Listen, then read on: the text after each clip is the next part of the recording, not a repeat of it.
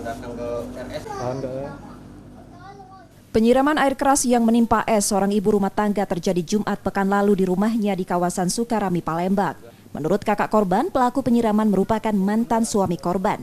Diduga penyiraman dilakukan karena pelaku marah korban menolak rujuk.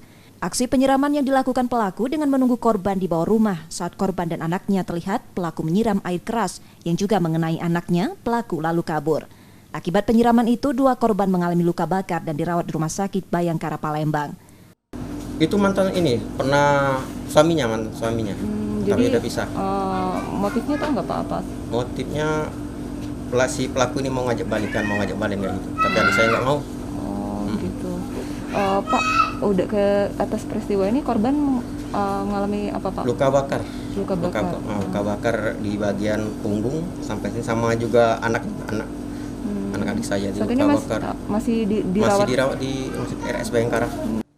Peristiwa tersebut sudah dilaporkan ke Polsek Sukarami, Palembang, termasuk melaporkan pelaku yang sering meneror korban sebelum aksi penyiraman air keras. Reski Oktora, Muklas Diferensial, Kompas TV, Palembang, Sumatera Selatan.